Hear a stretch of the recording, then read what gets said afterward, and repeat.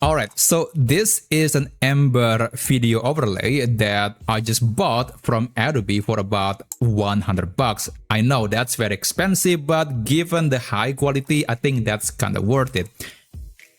Except that video, the video that I just showcased to you earlier, wasn't actually bought from the Adobe website. Instead, I just generated this simulation using Gemini, and this is basically was simulated using a bunch of codes. And given that this is just, well, a bunch of code, I can adjust various settings in the simulation. I can make it brighter, I can add more particles, I can adjust the wind direction, and many other things. And of course, there are many other examples that I just created using Gemini. So this is a cloud simulation, fog simulation, and there are many things that I can play around with this tool. And of course, you can download the simulation to your computer as a video format. And basically, this is a sort of asset that many editors are using to edit their video. And later, I'll show you how you can export this as a video format to your computer.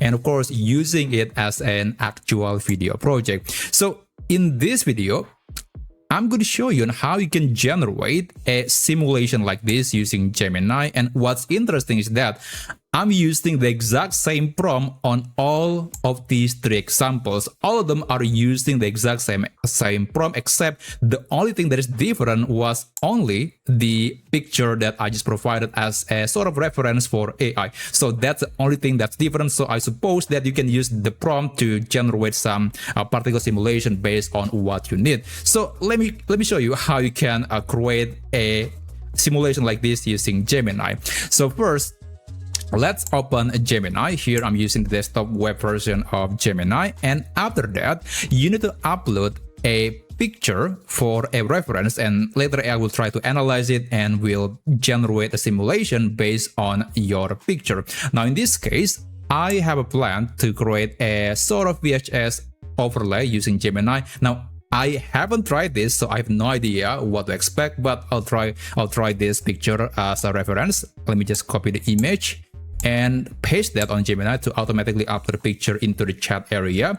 After that, the prompt that you can use is this. I know it's very long, it's like a cargo throw, and it's very, very long, and I don't think you want to type the prompt manually, so I have put the full prompt in the description down below. You can just copy it, and let's put that on Gemini. So in this prompt, there are a few things that you can customize, although they are optional. For example, you can change the aspect ratio. Well, actually not aspect ratio. This is more like the dimension of the video. I have 1080p monitor, so I think it's appropriate to use that.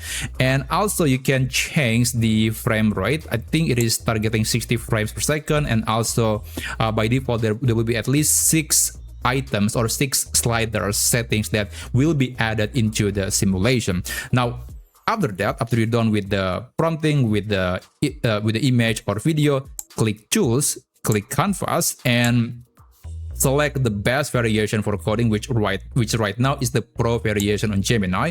Submit, and just wait for several minutes for AI to generate a simulation based on your input. Now, this process might take several minutes depending on the complexity of the picture or simulation that you are trying to emulate. So just be patient. And after that, I guess I'll show you a quick demo on how to use it and how to download the simulation as a video format. And also, if you are interested to incorporate the particles, the simulation into your video project, I'll show you how you can put that into your video. But for now, I'll just skip forward and I'll show you the next step that you can do.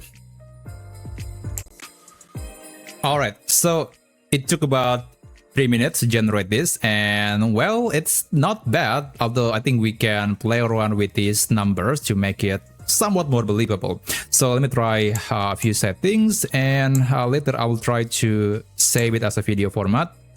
Honestly, I don't really understand the name behind these settings, because the setting here will be actually dynamic depending on your input. So if you are trying to generate, let's say, a dust simulation, then these settings might look different. So that's one thing to keep in mind.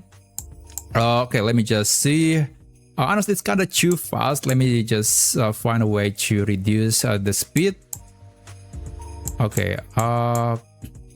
And honestly, given that we are working with a code, and AI, even though it's getting better at coding, it is not perfect. So sometimes you might want to continue chatting with Gemini, tell it what's wrong, and then try to fix some problem that might occur during the code generation. And it's just the experience of working with AI.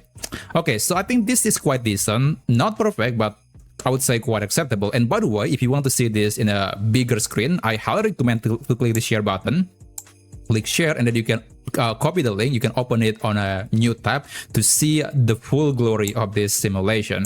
So let me just give you a quick demo. And yeah, this is a shareable link. You can send the link to your friends in case they want to see your creation. So yeah, it looks a bit better, but honestly, it doesn't matter if you're using the simulation here in the preview window, it's still fine.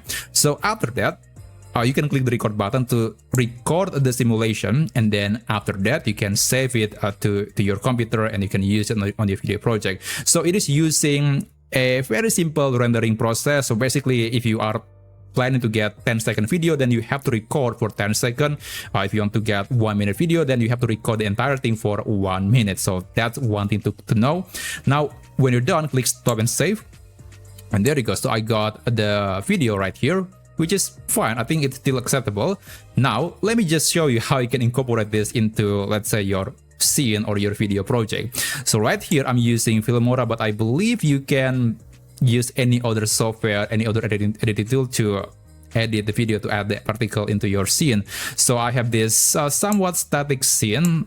Yeah, so this is a good example. It's dark, so it's going to blend really well with my particles. Let me just put that VHS glitch.